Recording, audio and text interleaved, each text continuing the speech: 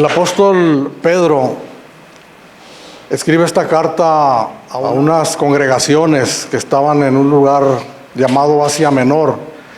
Y aquí en el versículo 1 se mencionan estas congregaciones, los lugares donde estas iglesias se encontraban. Y hoy en día es lo que nosotros conocemos como Turquía, lo que en aquel tiempo era Asia Menor. Y la razón por la que el apóstol Pedro escribe esta carta a este grupo de iglesias es porque ellos estaban pasando por situaciones difíciles. Los lugares donde ellos estaban padeciendo por el simple hecho de haber abrazado la fe en el Señor Jesucristo. Cuando leemos la carta, que son 5 capítulos nada más, podemos darnos cuenta cómo el apóstol Pedro menciona la situación difícil de persecución que estaba padeciendo la iglesia.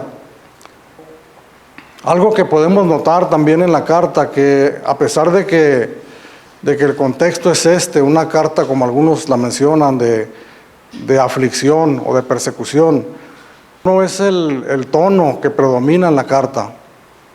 No es un tono sombrío, no es un tono pesimista. Más bien podemos mirar en el apóstol Pedro un tono positivo, ¿verdad?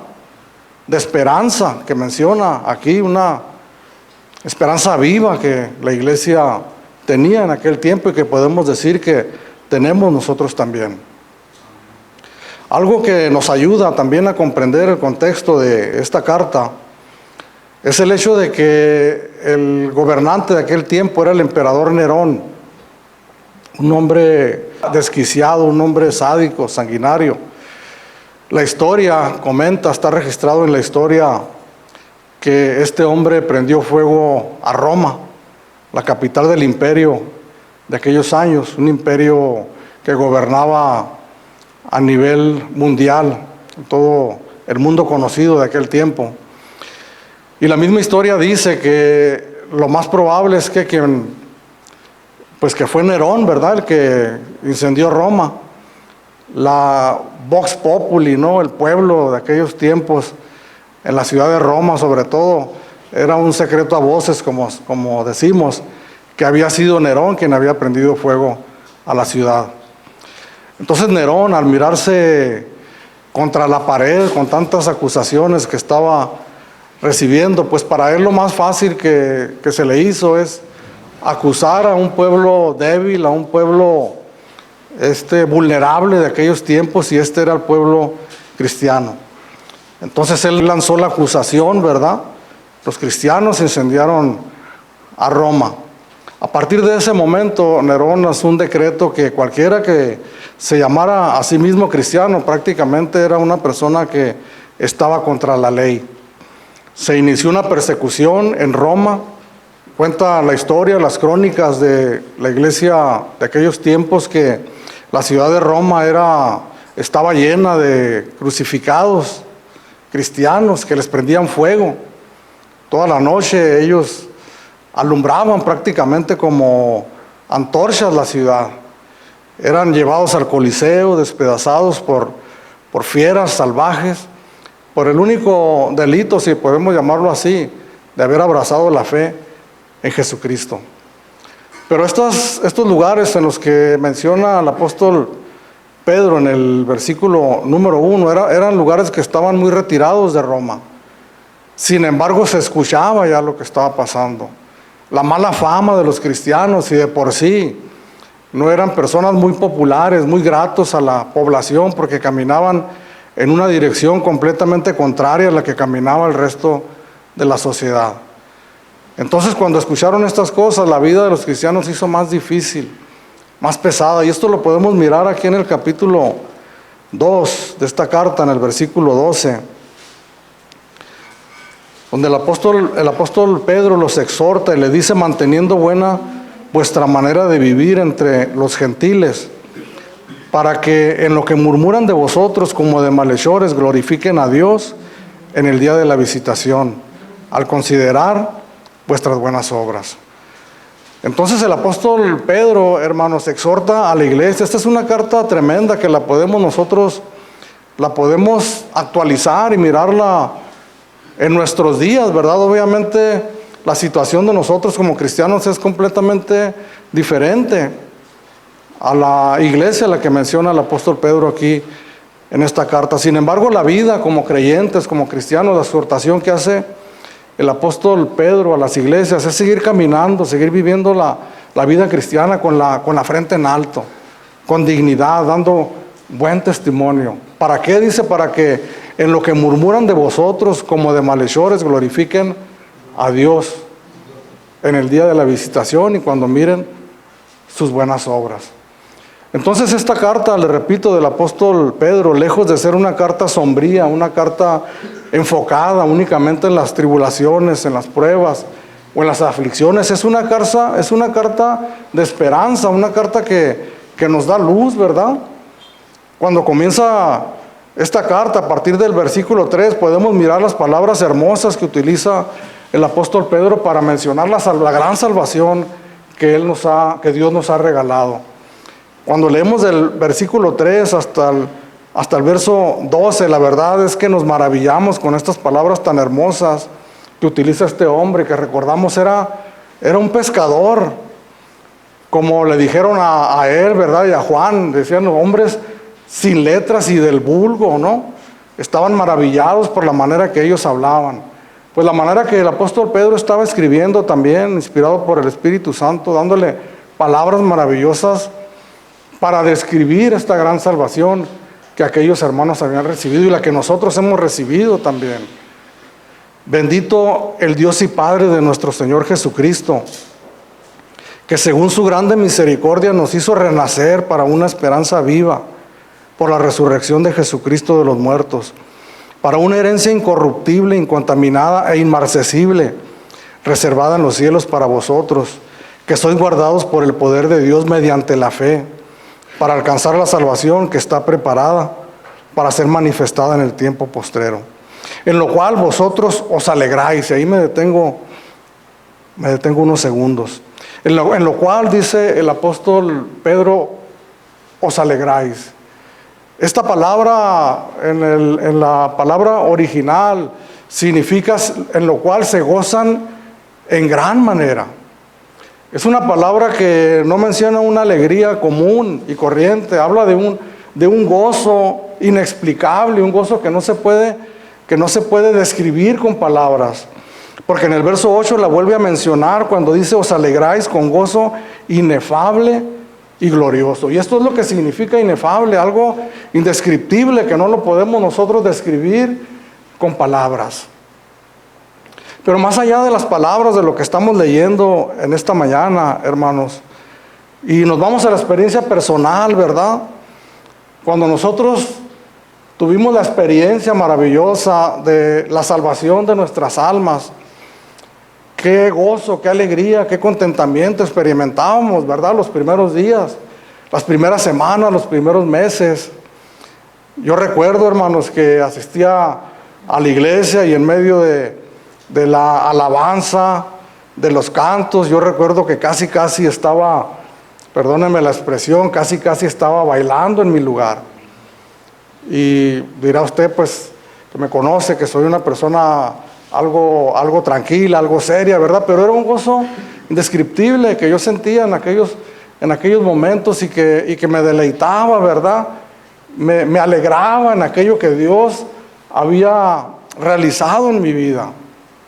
Sin embargo, hermanos, debo de reconocer también que gran parte de ese gozo eran muchas emociones que se habían despertado en mí, ¿verdad? Emociones humanas que habían en mí, que al escuchar la música, los cantos de un grupo de alabanza que tocaba muy bien la música, que movía mis emociones, claro que había algo en mi corazón que Dios había hecho, pero había una multitud de emociones que el Señor estaba moviendo en ese momento, pero había un gozo indescriptible. ¿Cuántos de nosotros nos podemos identificar, hermanos, con esta situación en la salvación de nuestras almas y que el apóstol Pedro, después de describir la primera parte de esa grande salvación, le dice a la iglesia, en lo cual vosotros os alegráis, se gozan en gran manera. Sin embargo, hay una palabra aquí que probablemente podamos decir que es como que vino a aguarnos la fiesta, ¿verdad? Y es la palabra aunque, en lo cual vosotros alegráis, aunque. Y es que simplemente el apóstol Pedro está abriendo un paréntesis para hablar de algo muy importante en la vida cristiana. Algo que sin duda alguna cada creyente, cada cristiano ha experimentado o va a experimentar sin lugar a dudas, que son las pruebas tan conocidas en el cristianismo, en el argot, ¿verdad?, del vocabulario cristiano, las pruebas. Estoy pasando por una prueba muy difícil, estoy siendo probado, fui probado el mes pasado, la semana pasada, creo que voy a ser probado más adelante. Sin embargo, la verdad de las cosas es que nosotros a veces no estamos muy bien enterados acerca de las pruebas que nosotros recibimos dentro del cristianismo. Y el apóstol Pedro lo que está haciendo aquí, hermanos, si nosotros nos fijamos, no está minimizando las pruebas, porque hablamos que el tono de la carta es un tono optimista, un tono de esperanza, un tono de seguir adelante con la frente en alto, glorificando el nombre de Jesucristo con nuestra vida, con nuestros hechos, con los frutos de nuestra vida, de lo que Dios hace en nosotros por medio de la salvación que nos ha dado. No minimiza las pruebas de ninguna manera. Tampoco las magnifica, las exagera, las hace muy grandes, ¿verdad? Como nosotros solemos a veces hacerlas, que nos enfocamos demasiado en las situaciones difíciles que estamos pasando y pareciera que nuestras vidas son constantes pruebas y más pruebas, ¿verdad? Estoy siendo probado en gran manera, ya no soporto las pruebas, si no fuera por Dios, yo creo que ya no estuviera aquí, porque magnificamos a veces las pruebas en nuestras vidas. No las oculta tampoco el apóstol Pedro, que es lo peor que nosotros podemos hacer también, sobre todo quienes de alguna manera enseñamos la palabra de Dios, o cuando le compartimos el evangelio a alguien más, ¿verdad? Le pintamos un cuadro hermoso, bonito, que lo es sin lugar a dudas.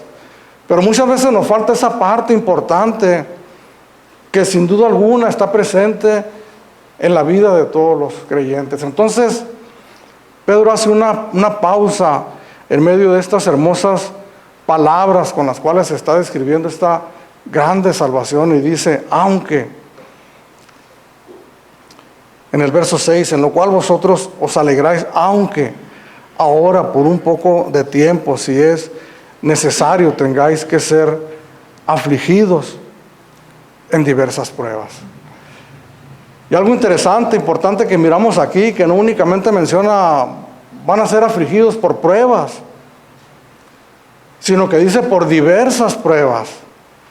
Esta palabra que se utiliza para diversas pruebas es una palabra que significa de muchos colores, multicolores, y es la palabra que encontramos también en el capítulo 4, versículo 10, cuando habla de la multiforme gracia de Dios, que la gracia de Dios tiene muchas maneras y muchas formas en que se manifiestan a nosotros como creyentes. Pero también las pruebas, hermanos, tienen muchas maneras y muchas formas en las que se presentan en la vida de cada uno de nosotros. De tal manera, hermanos, que en esta mañana, al estar aquí reunidos, si alguien está pasando por alguna situación difícil, por alguna prueba, seguramente que no es la misma prueba que está pasando tu vecino, la persona que está atrás de ti. Y muchas veces al platicar con algunas personas y animarlos y animarlos a seguir adelante, nos dicen, es que tú no estás pasando por lo que yo estoy pasando, tú no estás experimentando lo que yo estoy experimentando.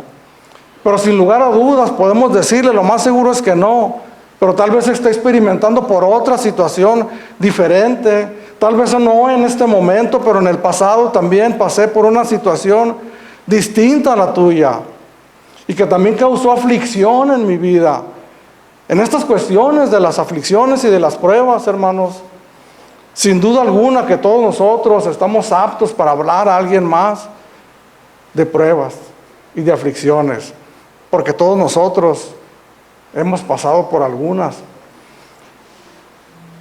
Y no quiero ser porque el apóstol Pedro no lo es, pero no quiero ser negativo, pero lo más seguro, hermanos, es que más adelante vamos a seguir siendo afligidos por diferentes pruebas, por diversas pruebas.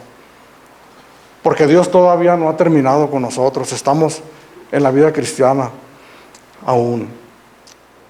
Por un poco de tiempo, dice el apóstol Pedro, si es necesario, tengáis que ser afligidos en diversas pruebas. La palabra afligidos significa sufrimiento, dolor. Una característica de las pruebas es que precisamente causa dolor y causa sufrimiento. Es por esa razón que no hablamos mucho acerca de las pruebas dentro del cristianismo, porque a quién le gusta sufrir o a quién le gusta padecer dolor, ¿verdad? A ninguno de nosotros nos gusta sufrir, nos gusta padecer dolor. Si queremos, hermanos, nosotros predicar el evangelio y que muchas personas vengan a la iglesia, entonces tenemos que ocultar esa parte del evangelio, ¿verdad? Del dolor o de las aflicciones, porque son cosas que no son agradables para los seres humanos. De hecho, una de las iglesias con más membresía, más llenas, ¿verdad? Y que tienen mucho dinero, de tal manera que compran tiempo en la televisión, su eslogan que es: para de sufrir, deje de sufrir. Porque ¿quién de nosotros no quiere dejar de sufrir, no quiere dejar de padecer? ¿Cuál es el blanco, hermanos, de nuestros mensajes muchas veces hacia las personas? Si no es precisamente si estás sufriendo en este momento, si estás siendo afligido, pues ven a Jesús, ¿verdad? Y prácticamente les estamos diciendo: Jesús te va a detener tu sufrimiento, te va a librar de los sufrimientos y vas a estar en paz y no vas a sufrir más, lo cual es una mentira, hermanos. Faltamos nosotros a la verdad de la palabra cuando decimos estas cosas. Pero repito, hermanos, lo importante, y en esta mañana tal vez yo esté haciendo énfasis en esto porque es algo que debemos de entender. Sin embargo, al mirar y al leer la carta del apóstol Pedro, y les repito lo que les dije hace unos minutos, no la minimiza, no la maximiza, y tampoco la oculta, simplemente habla lo que es la realidad de la vida cristiana. Algo que nos llama la atención también aquí, que el apóstol Pedro menciona y dice: por un poco de tiempo. Si es necesario, por un poco, aunque ahora por un poco de tiempo, si es necesario, tengáis que ser afligidos por diversas pruebas. Esto significa, hermanos, simple y sencillamente que a la luz de la eternidad, que nosotros vamos a pasar un día en la presencia de Dios, porque algo que nos menciona la carta del apóstol Pedro es la esperanza que nosotros tenemos como cristianos, ¿verdad? La esperanza bienaventurada de que un día vamos a estar con el Señor para siempre, en un tiempo sin final, en donde no va a haber llanto, ni tristeza, ni dolor, ni va a haber sufrimiento tampoco. Entonces, en comparación con esa eternidad, las pruebas que nosotros pasemos en este tiempo, hermanos, son un poco de tiempo.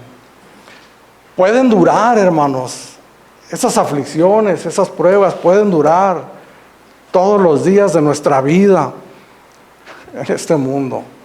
A lo mejor no. Si la voluntad de Dios así lo quiere, tal vez no sea así, pero la realidad de las cosas nos dice que a veces va a haber padecimientos físicos, enfermedades, aflicciones por las que muchas personas van a pasar a lo largo de toda su existencia en este mundo.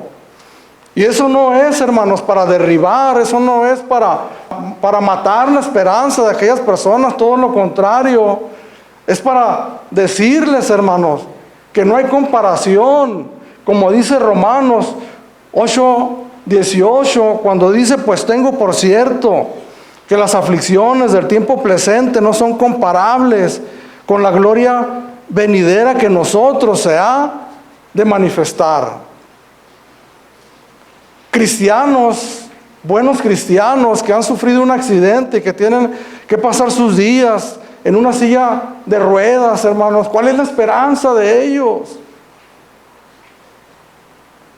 La verdad de las cosas es que tenemos nosotros que mencionar estas cosas, porque a veces como cristianos damos falsas esperanzas a estas personas. No dudamos del poder de Dios, sabemos que Dios puede levantar no solamente personas de sillas de ruedas, sino que puede levantar a personas que han muerto y resucitarlos. Dios puede hacer cosas maravillosas y grandiosas si Él así le place. Pero ¿cuántas veces damos falsas esperanzas a estas personas que están atadas a un padecimiento de por vida? Y les decimos que si ellos tienen fe, Dios los puede sanar. Pero resulta que cuando hacemos una oración por ellos, ellos no sanan y se van de ahí más cargados con la culpa en sus corazones de que no tuvieron la suficiente fe para poder ser sanados. Pero la palabra hermosa y maravillosa para estas personas, hermanos, es que esa aflicción es por un poco de tiempo.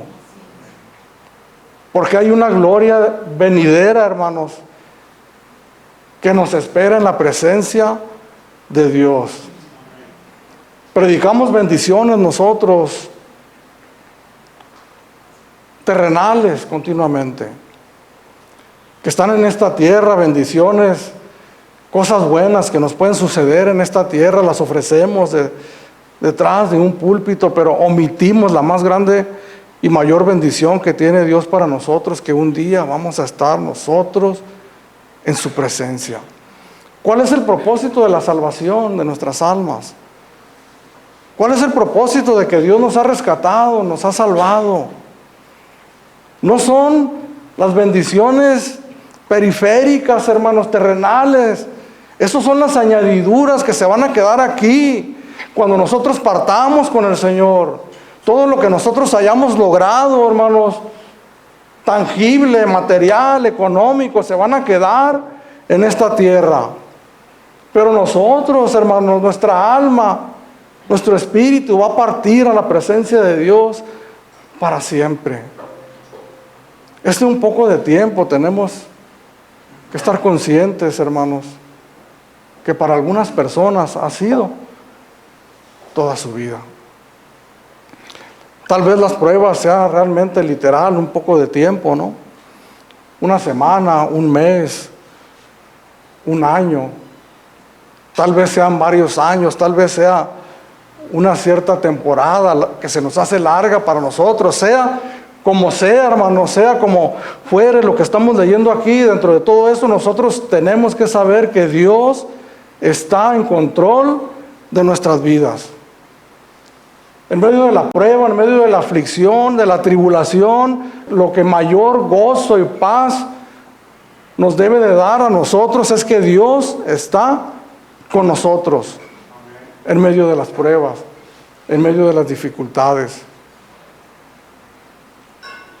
Dios sabe, hermanos, y conoce nuestra situación, nuestra condición. Dios sabe lo que nosotros necesitamos exactamente.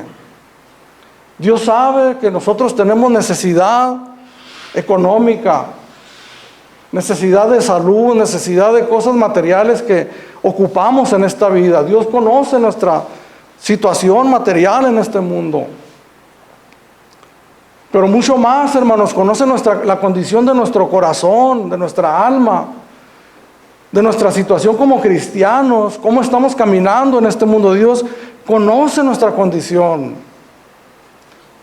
Y ese Dios amoroso, hermanos, que nosotros tenemos, fíjese lo que se va a oír tal vez un poco difícil de asimilar, pero Dios provee para nosotros esas pruebas difíciles para nuestras vidas, para que nosotros seamos perfeccionados como creyentes, como cristianos. Nosotros no componemos nuestras vidas, hermanos, por nosotros mismos. Nosotros no componemos nuestras vidas, y soy testigo, hermanos, de mi propia vida, al conocer muchas veces lo que la palabra de Dios dice. A través de una predicación, a través de una lectura, de una devoción de la palabra de Dios, muchas veces insisto y me mantengo en mi pecado, en mi necedad. Sé que hay algo que arreglar, que hay algo que corregir en mi vida. Sé que tengo que vivir mi vida cristiana glorificando a Dios todos los días de mi vida en este mundo. Y sé que hay cosas que enturbian mi vida cristiana. Pero no es, hermanos, sino hasta cuando llega una prueba en mi vida que aquello se hace real en mí. No es sino cuando viene el trato de Dios hacia nosotros para corregir nuestras vidas en medio de las aflicciones. Como creyentes genuinos que somos, hermanos, que Dios nos ha rescatado y nos ha salvado genuinamente, genuina y verdaderamente. Es en medio del desierto, en medio de la aflicción, cuando nosotros escuchamos, oímos, somos sensibles a la voz de Dios. ¿Cuál es el propósito de las pruebas en la vida de los creyentes si no es perfeccionar nuestras vidas como cristianos, como creyentes? Una lectura de esta carta, son 5 capítulos nada más. Miramos aquí que el apóstol Pedro describe la salvación, habla brevemente de las pruebas a las que los cristianos debemos de ser sometidos. Pero después comienza a hablar de un llamamiento a una vida santa. Después comienza a hablar cómo nosotros debemos de vivir de una manera digna que glorifique a Dios en toda nuestra manera de vivir. Miramos cómo nos pide el apóstol Pedro a través de la palabra de Dios que nos sometamos a las autoridades, que seamos buenos esposos, buenas esposas, buenos ciudadanos, que nos ocupemos, hermanos, en vivir la vida cristiana, para que nosotros glorifiquemos a Dios. Pero ¿cómo es que nosotros a veces debemos de ser perfeccionados si no es a través de las pruebas? Santiago capítulo 1, aquí atrásito, en el verso 2, escribe Santiago: hermanos míos, tened por sumo gozo cuando os halléis en diversas pruebas, sabiendo que la prueba de vuestra fe produce paciencia. Mas tenga la paciencia su obra completa para que seáis perfectos y cabales, sin que os falte cosa alguna. ¿Qué es lo que dice Santiago? Hermanos míos, tened por sumo gozo. ¿Cuándo? Cuando os halléis en diversas pruebas. Es lo mismo que dice Pablo también, ¿verdad? En Romanos capítulo 5, del verso 1 en adelante. Y no solamente esto, sino que también nos gloriamos en las tribulaciones, sabiendo que la tribulación produce paciencia y la paciencia prueba. ¿Qué significa paciencia? Cuando dice que la tribulación produce paciencia, las pruebas, dice Santiago, produce paciencia. No es que es la capacidad para resistir en medio de un mundo hostil para nosotros como creyentes. Tenemos que entender, hermanos, que nosotros como cristianos vivimos en un mundo hostil a nuestra nueva naturaleza. Nos sentíamos cómodos, estábamos nadando a favor de la corriente cuando no conocíamos a Cristo, pero una vez que le entregamos nuestras vidas, nos encontramos nosotros caminando en un sentido contrario. Este mundo en el cual nosotros vivimos, hermanos, y que son palabras que se escuchan tal vez muy negativas, muy exageradas, pero la verdad de las cosas es que si tú le has entregado tu vida al Señor Jesucristo, y pensamos en unos momentos en el último canto que entonábamos, que nos dirigían nuestros hermanos, esta frase que dice: hoy me rindo a ti. ¿Qué es entregar nuestras vidas al Señor Jesucristo, hermanos, si no es una rendición completa y total, incondicional, en donde le ponemos las armas, levantamos las manos y le decimos al Señor: aquí estoy, haz conmigo lo que tú quieras?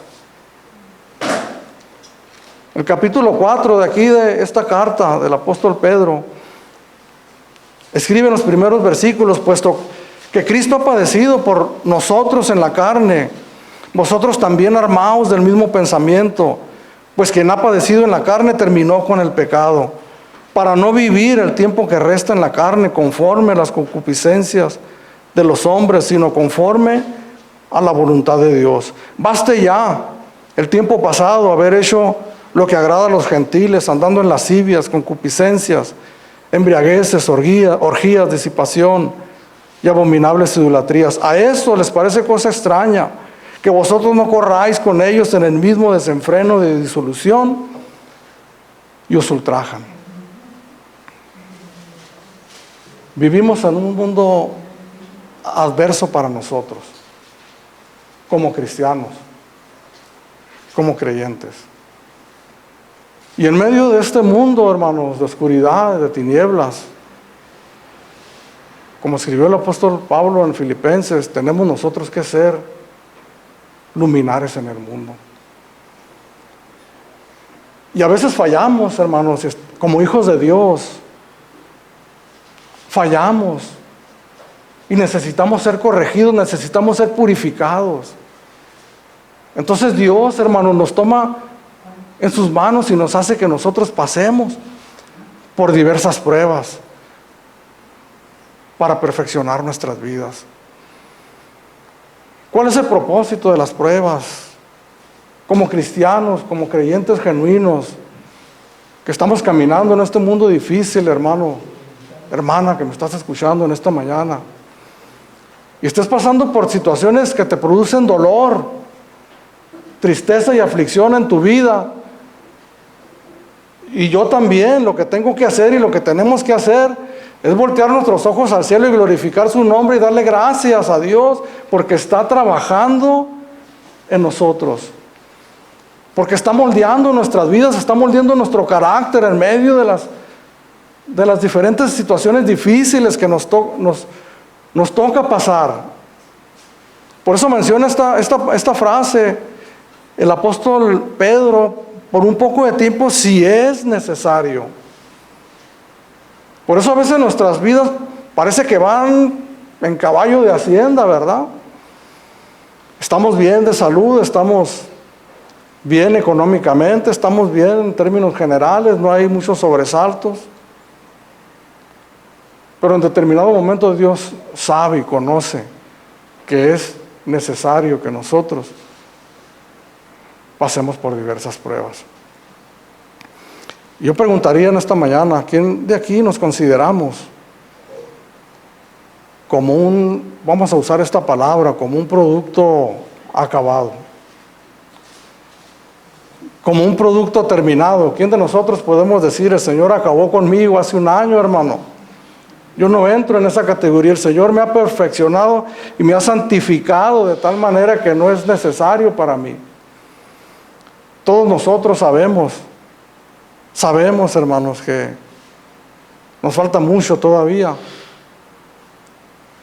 por alcanzar la perfección. Y en algunas otras ocasiones les he mencionado que la perfección nunca la vamos a encontrar en esta vida. Lo que sí vamos a hacer es que vamos a ir caminando hacia ella y cada vez se va a manifestar cada vez más en nosotros el carácter de nuestro Señor y Salvador Jesucristo, solamente a través de las pruebas y de las aflicciones que suceden en nuestras vidas. En un seminario bíblico, en una universidad, o en cualquier lugar donde podamos nosotros estudiar la palabra de Dios, teología, que dicho sea de paso, cada vez que tengamos oportunidad de estudiarlo debemos de hacer. Sin embargo, en ninguna de estas escuelas, en ninguno de estos seminarios, hay una materia que nos prepare para esto. No hay ninguna materia, ningún aula que diga: esta es el aula de la aflicción, el aula de las pruebas. No hay nada de eso. Solamente los tratos que nosotros tenemos con Dios, hermanos. De tiempo en tiempo, Dios nos permite entrar en esa maravillosa aula, para cuando salgamos de ahí, salgamos nosotros perfeccionados, un grado más en el cual estamos alcanzando la meta del perfeccionamiento que Dios quiere para nuestras vidas. Verso 7 dice: para que sometida a prueba vuestra fe, mucho más preciosa que el oro, el cual, aunque perecedero, se prueba con fuego, sea hallada en alabanza, gloria y honra cuando sea manifestado Jesucristo. Entonces yo les preguntaba, ¿para qué son las pruebas? Las pruebas son para purificarnos, para hacernos mejor, hermanos, para poder glorificar el nombre de nuestro Dios en donde quiera que nosotros estemos. Yo quiero hacer una pregunta muy importante en esta mañana. Una pregunta muy importante, hermanos, para todos nosotros en esta mañana. ¿Es posible que nosotros, como creyentes, como cristianos genuinos, en medio de la prueba de Dios para nuestras vidas, es posible que nosotros nos apartemos de los caminos del Señor?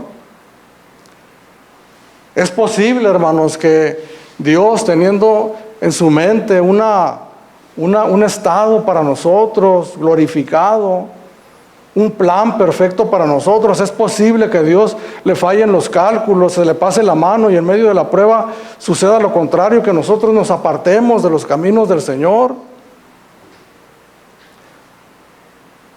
Probablemente nos podamos apartar por algún tiempo, pero inevitablemente el Señor nos vuelve a traer de vuelta a sus caminos, porque también el propósito de las pruebas, hermanos, en nuestras vidas es para comprobar lo que dice aquí el versículo 7 que acabamos de leer: para que sometida a prueba vuestra fe, mucho más preciosa que el oro, el cual, aunque perecedero, se prueba con fuego. Quiere decir que nuestra fe va a ser probada como se prueba el oro.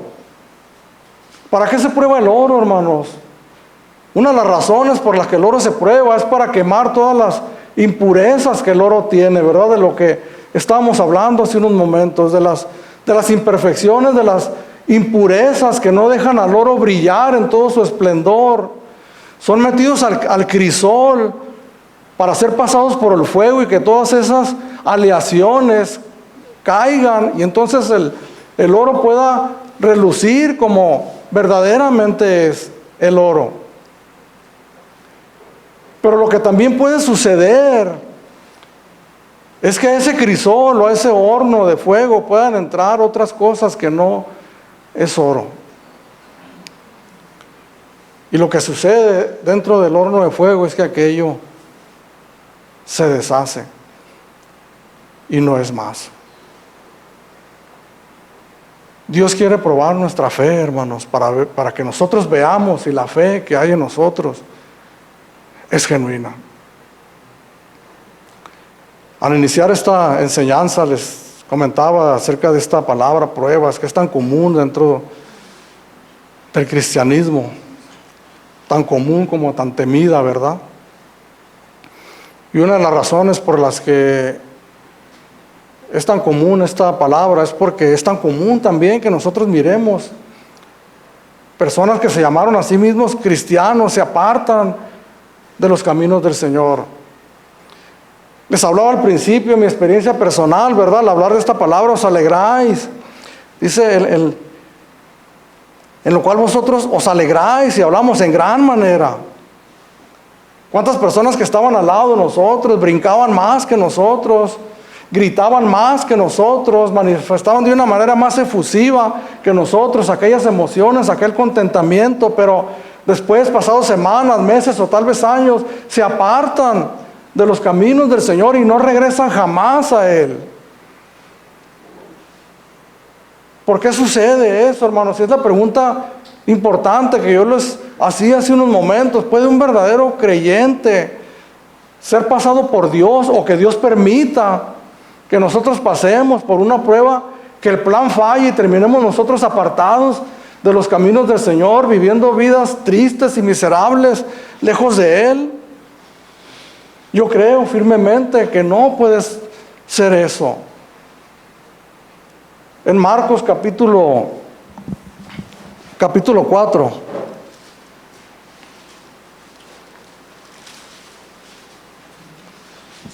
en la parábola del sembrador, conocemos esta parábola cuando el Señor enseñaba, ¿verdad?, a la gente, y después más íntimamente explicó esta parábola a sus discípulos.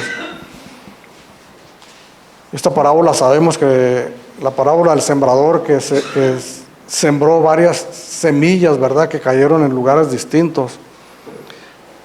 Y en el verso 16, al explicar la semilla que cayó entre los pedregales,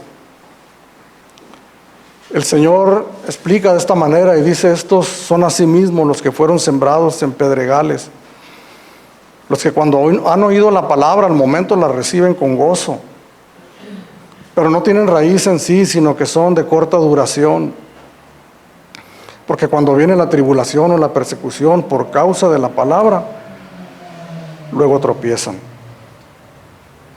El pasaje paralelo del Evangelio de Lucas viene esta frase: se apartan, luego se apartan. Recibimos la palabra con gozo, ¿verdad? Les decía yo, las emociones están a flor de piel. Las emociones son bonitas, son hermosas, hermanos. Nos hacen llorar, nos hacen reír, nos hacen sentir bien cuando son emociones, emociones buenas, emociones positivas. Sin embargo, la vida cristiana no se basa en las emociones. Era tanta mi emoción al principio de mi cristianismo que llegó un momento que yo no podía deleitarme, no podía gozarme yo si no había un grupo de alabanza. Si faltó el de la batería, no sonaba igual la alabanza, no me podía gozar igual. ¿Por qué, hermanos? Porque estaba dependiendo yo de las cosas externas para poder manifestar un gozo, un contentamiento. Los cantos que a mí me gustaban, la música que a mí me gustaba, los predicadores que a mí me gustaba escuchar, el tono de voz que tenían algunos de ellos que hacían que mi carne vibrara, la manera en que levantaban la voz, la manera en que se expresaban, era lo que me estaba sosteniendo. Pero cuando somos pasados, hermanos, por el horno de la fuego, por la prueba de fuego, hermanos, lo primero que se quema son nuestras emociones. Hoy en este tiempo me emociono también cuando escucho las alabanzas, pero una emoción centrada en su palabra, en la verdad de su palabra. Cuando escucho, hermanos, que un día vamos a estar en su presencia y que vamos a reinar juntamente con Él, me emociono hasta las lágrimas. Tal vez ya no brinco, tal vez ya no me muevo como antes me movía. Pero mi fe, hermanos, está fundada verdaderamente en las promesas genuinas y verdaderas que Dios tiene para nosotros, para su pueblo. Dios quiere que nosotros conozcamos, hermanos, nuestra condición como cristianos, como creyentes. Nosotros mismos muchas veces podemos estar mal informados acerca de nosotros mismos. En Deuteronomio capítulo 8, verso 2. Bueno, leemos desde el verso 1, Deuteronomio 8, verso 1 y 2. Cuidaréis de poner por obra todo mandamiento que yo os ordeno hoy, para que viváis y seáis multiplicados, y entréis y poseáis la tierra que Jehová prometió con juramento a vuestros padres. Verso 2. Y te acordarás de todo el camino por donde te ha traído Jehová tu Dios estos 40 años en el desierto, para afligirte, para probarte, para saber lo que había en tu corazón, si habías de guardar o no sus mandamientos. Ahora la pregunta que uno se hace aquí, porque parece que así es, ¿verdad? A primera vista, podemos nosotros pensar que es Dios quien probó a su pueblo, al pueblo de Israel, en el desierto, porque Él necesitaba saber lo que había en el corazón de ellos, si habrían de guardar sus mandamientos o no. a Dios diciendo: yo necesito probar la fidelidad de este pueblo. Necesito saber si se van a mantener fieles o no a mí. Si nosotros entendemos la naturaleza y el carácter de Dios, que Dios es omnisciente y que todo lo sabe y que todo lo conoce, obviamente sabemos que Dios conoce el corazón de todos nosotros y sabe, hermanos, si vamos a guardar sus mandamientos o no. Aquí mismo en el capítulo 31 de aquí de Deuteronomio,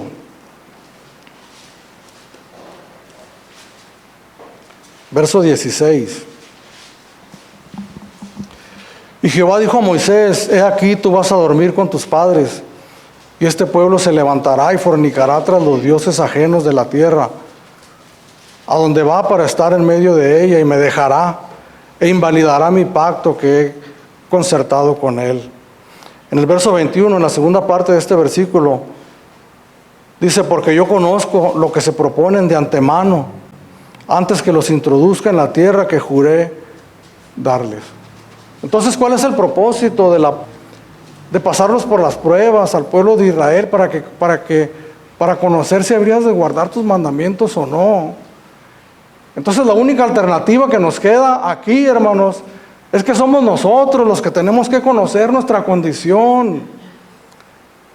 Somos nosotros, hermanos, que en medio de la prueba, de la dificultad, podemos darnos cuenta de nuestra fidelidad o nuestra carencia de ella.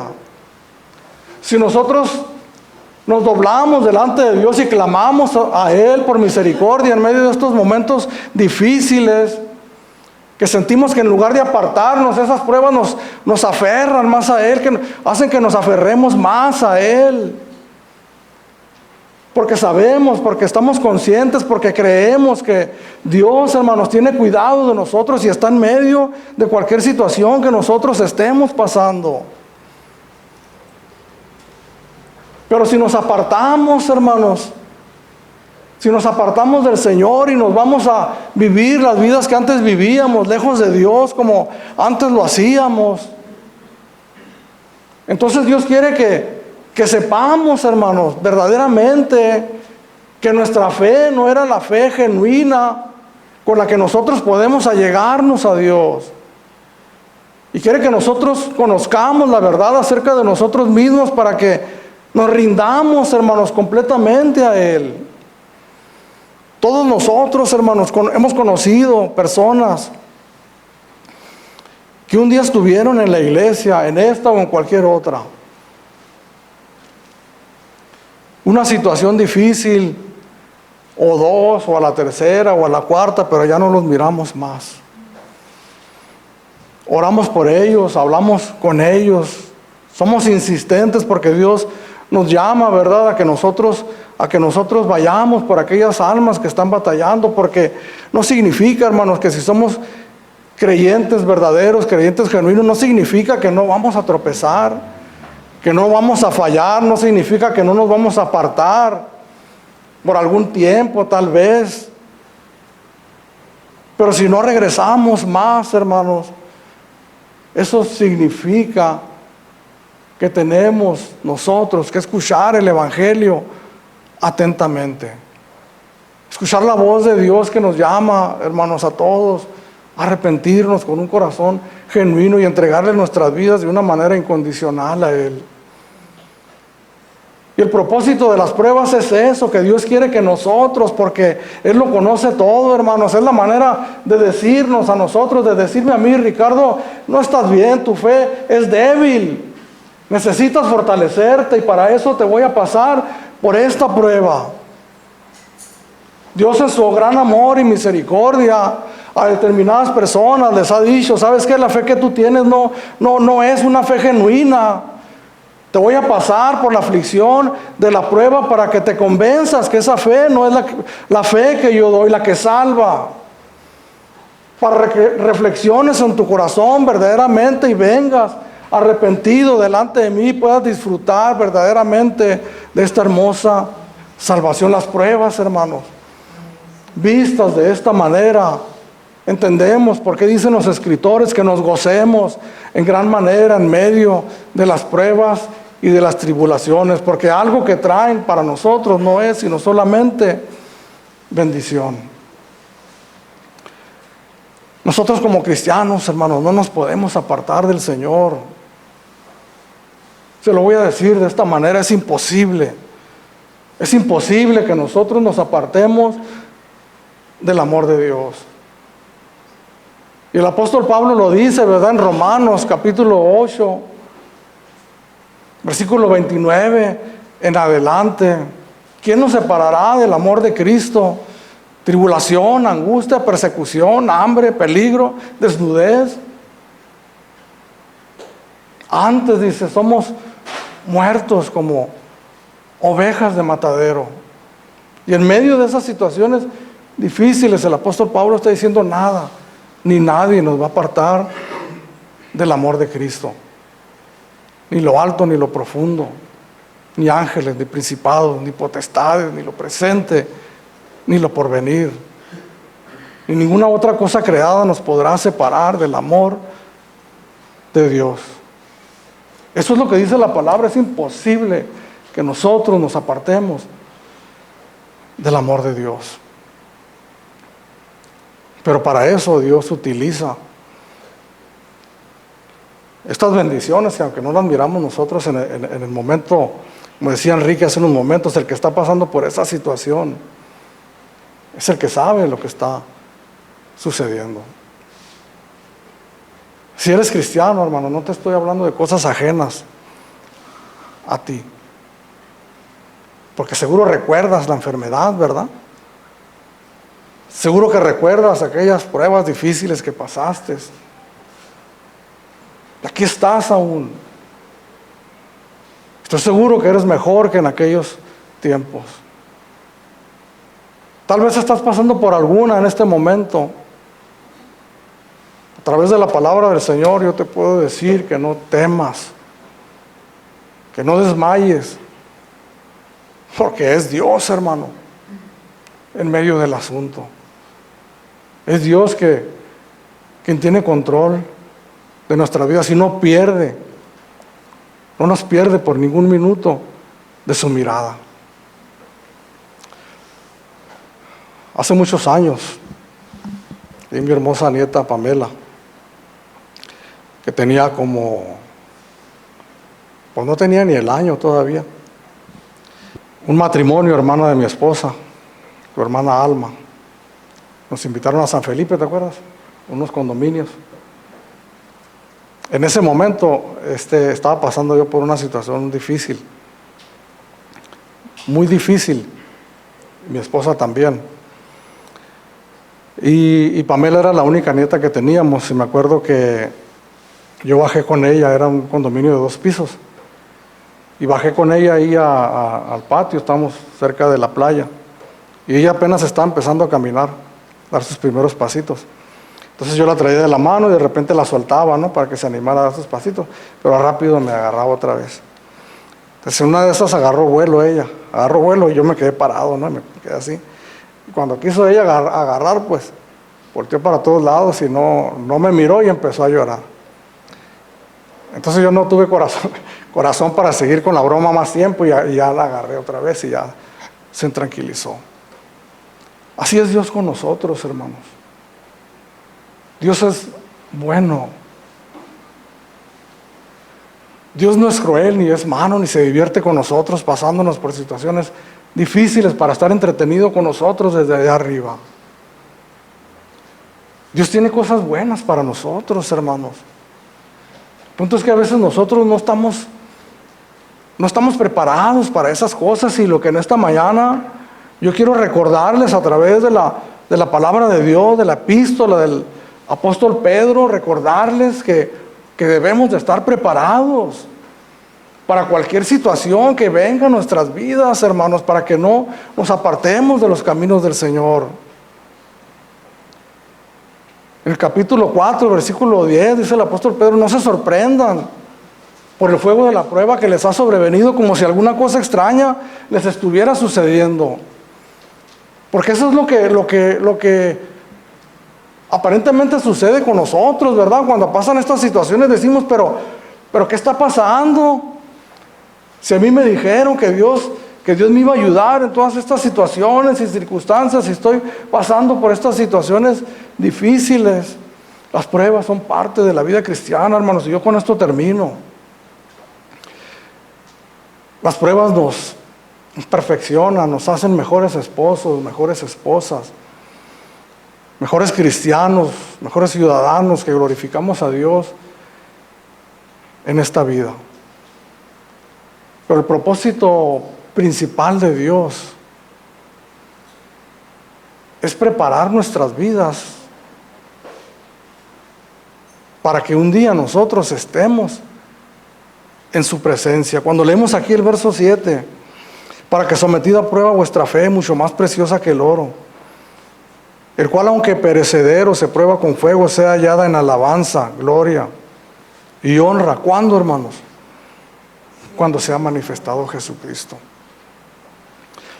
Esta carta bien leída atentamente hace que nosotros tengamos la vista constantemente en el cielo. Nos hace entender lo que Pedro les dice a sus lectores cuando le dice en el versículo 1, Pedro, apóstol de Jesucristo, a los expatriados de la dispersión.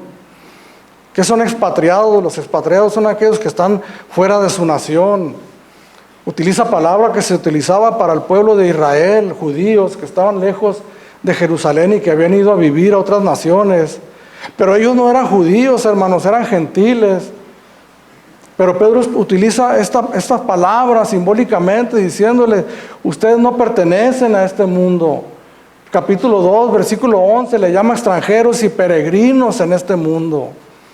Nuestra ciudadanía, hermanos, no está aquí, está en los cielos. Sí, hay que disfrutar al máximo la vida mientras estamos aquí, disfrutar a nuestros hijos, a nuestras esposas, a tus esposos, a tu familia, a la congregación.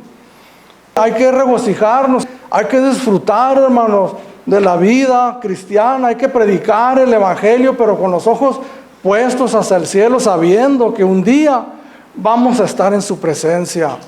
Estamos aquí de pasada, hermanos. En unos momentos más vamos a ir a comer juntos, vamos a estar en el parque, nos vamos a divertir. Aprovechemos esos momentos porque no van a durar para siempre. Nosotros buscamos algo mejor, nuestra mirada está puesta en algo mejor, en el galardón que tenemos en la presencia de Dios. Y ese galardón no es otro, sino que el mismo Señor y Salvador de nuestras vidas, Jesucristo. Amén. Pedro termina esta carta, esta corta carta, en el capítulo 5, verso 10. Mas el Dios de toda gracia, que nos llamó a su gloria eterna en Jesucristo, después que hayáis padecido un poco de tiempo, Él mismo os perfeccione, afirme, fortalezca y establezca. A Él sea la gloria, el imperio, por los siglos de los siglos. Amén. La mejor manera de glorificar a nuestro Dios, hermanos,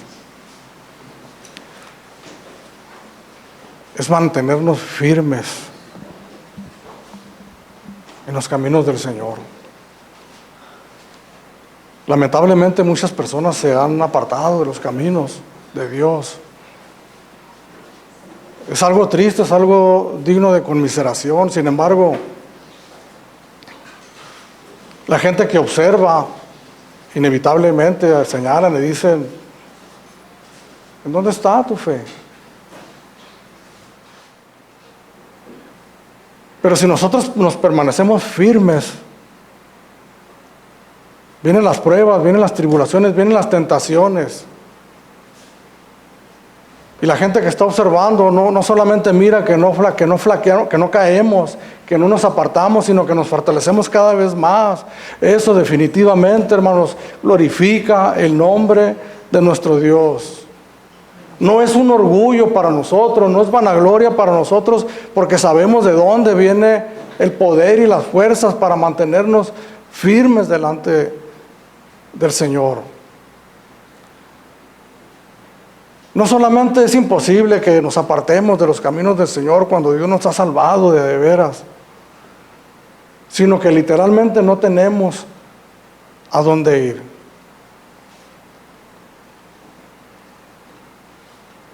El apóstol Pedro le dice al Señor Jesucristo, cuando Jesús le dice: ¿ustedes se quieren ir también? Muchos de sus discípulos se habían apartado, habían vuelto para atrás y no andaban más con él. ¿Ustedes también se quieren ir? ¿Qué dice el apóstol Pedro? Juan 6, 68. ¿A quién iremos, Señor? Yo les pregunto a ustedes, hermanos, ¿a quién iremos? Tal vez algunos han llegado a pensar, mejor, o como dijo mi amigo, voy a tomarme unas vacaciones. Corres el peligro de no volver jamás. No tenemos a dónde ir. Solamente tú tienes palabras de vida eterna. Hacemos una oración, hermanos.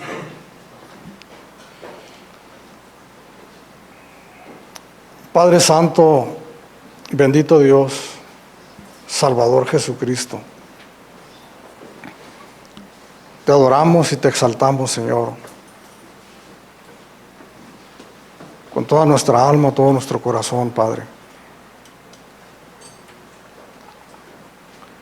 Reconocemos que tú eres el que estás en control total de nuestras vidas, Dios.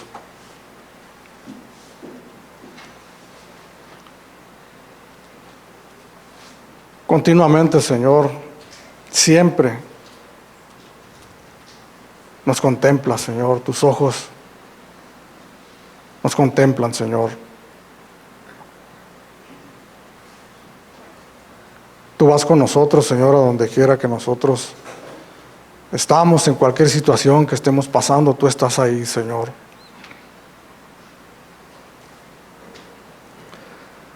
A veces probablemente no sentimos que estás ahí.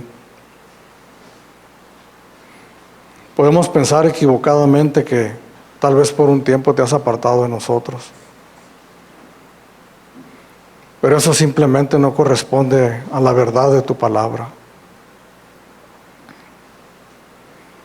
Porque es ahí donde nosotros tenemos que echar a andar nuestra fe.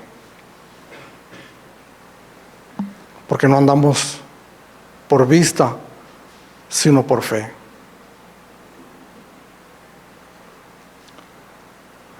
Padre Santo, te pedimos en esta tarde ya, Señor, juntos que nos ayudes.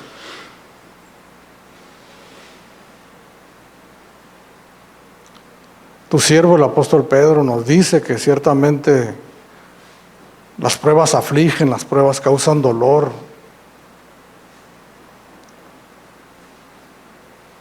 Te pedimos que nos ayudes, que nos fortalezcas, Señor, en esos momentos difíciles, Padre. Queremos honrarte, queremos glorificarte, Señor. Queremos predicar el Evangelio con nuestras vidas también, no solo con palabras, Señor.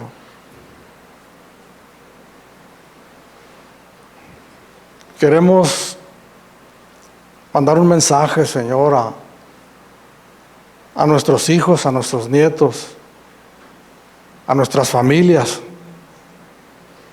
que la fe que tú nos has dado es una fe inquebrantable.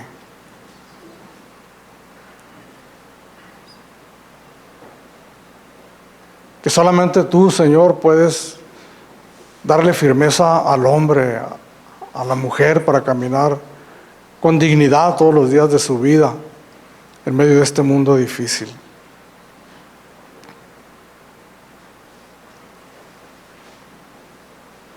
Queremos mandarles el mensaje que pueden un día ellos acudir a ti también. No porque nosotros hayamos sido fieles, Señor, sino porque eres tú, que permanece fiel en todo momento. Padre Santo, solamente tú sabes, Señor, en este momento si alguien está siendo afligido por diversas pruebas en este momento. Si está sufriendo, si está padeciendo por diversas circunstancias. Oramos juntos, Señor, para que los fortalezca, Señor. Para que en medio de esa situación, de una manera sobrenatural, como tu palabra lo dice, puedan experimentar el gozo. Porque saben que eres tú en medio de la tormenta. Padre Santo, bendice nuestra congregación, Señor. Fortalécenos, Padre. Continuamente te pedimos que nos ayudes a crecer, a madurar.